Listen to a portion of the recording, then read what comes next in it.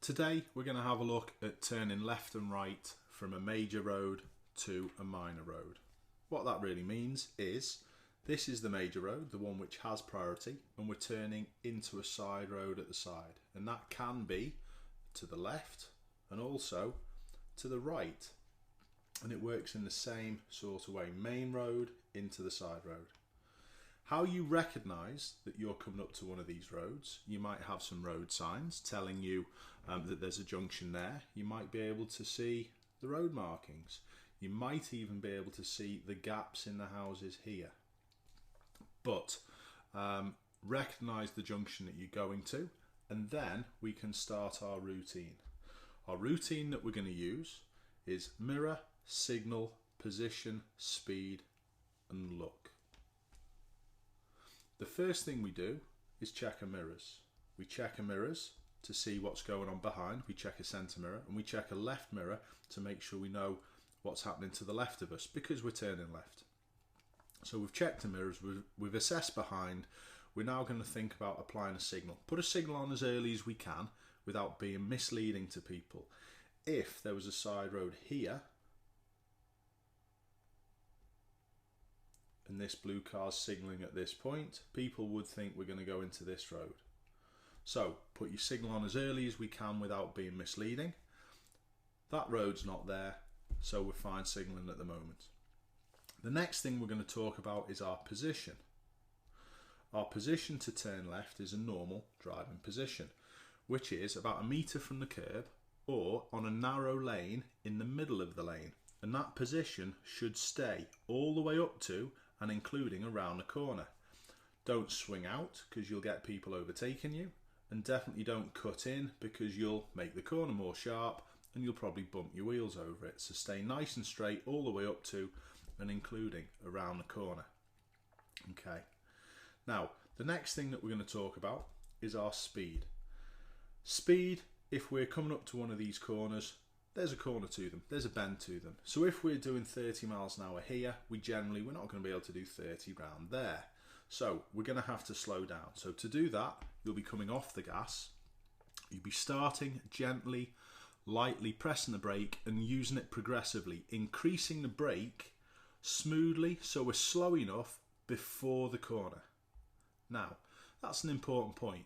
Most of these corners here, we're going to be choosing second gear. So what we do is we assess how sharp this is, how wide this is, and any problems in our road to choose the appropriate gear. Like I said, most of the time it's second gear, but if this corner is sharper, it makes this narrower. Therefore, for something like that, you'd probably be here slowing down and selecting first gear to do that type of corner. If the corner itself was a lot wider, maybe something like that, you wouldn't have to slow down as much and you'd probably get away with third gear if you had to do that type of corner. But we'll slow down and choose the appropriate gear probably 2 to 3 car lengths before we get to our turn. We'll then lift the clutch pedal back up so we keep control of the car and we don't coast. We're then ready to do our look and sort our corner out. So to do the look, we've got priority over vehicles turning this way, so you don't need to worry too much about them. But you do need to check in this left mirror to make sure there's no cyclists catching us up this side. If there are any pedestrians going to walk out and set foot on the road from any direction, we'd give way to them and you'd probably just hold back and wait here if there were pedestrians on the road. If it's all clear, we're then set and ready, quite simply, to steer around the corner, straighten ourselves up pointing up the road, and then check our mirrors at this point here to make sure there's no one overtaking us before we accelerate. And that's the left turns. Let's have a quick look at the rights. The routine that we're using is exactly the same. Mirror, signal, position, speed and look. The mirrors are a little bit different. You'll be checking your centre and your right mirrors, so to see who's behind and anyone overtaken on the right. Signal again, put it on as early as we can without being misleading. but then our position is a little different. When we position to turn right, we go out near the centre line to what I call left of centre, which means up to that centre line without going on it or over it. And if the road's wide enough, what that will do, it will allow vehicles coming up behind to pass on the left-hand side to then continue and not being blocked by us turning right. It's also another way of signalling and showing people what we're doing. So again, when you're taking this normal position, don't swing back out to the left and don't cut across further to the right. Stay nice and straight all the way up to the road that you're turning into. Speed-wise, that's the next thing. Speed is exactly the same decision as the lefts if there are no oncoming vehicles. We have to give way to oncoming vehicles when we're turning right. So if there's nothing from the opposite side, we slow it down and choose our gear in exactly the same way as we did with the lefts. Generally second gear, clutch back up, and then we're ready to do the turn.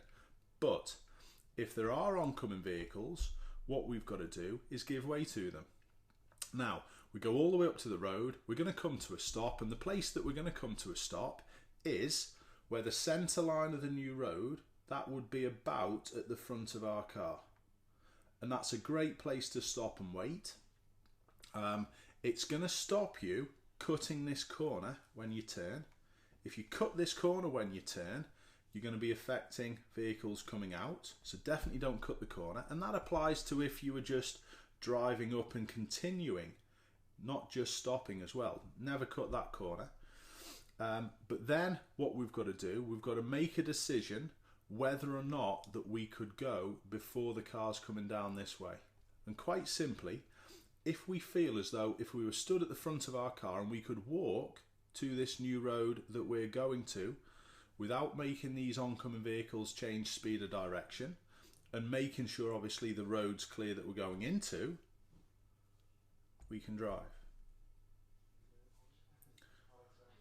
We check our mirrors again at this point and then accelerate away.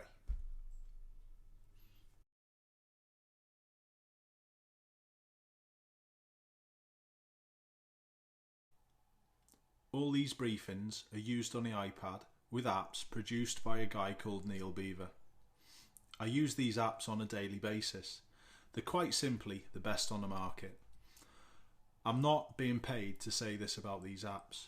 I would turn around and recommend these apps to anyone learning to be a driving instructor.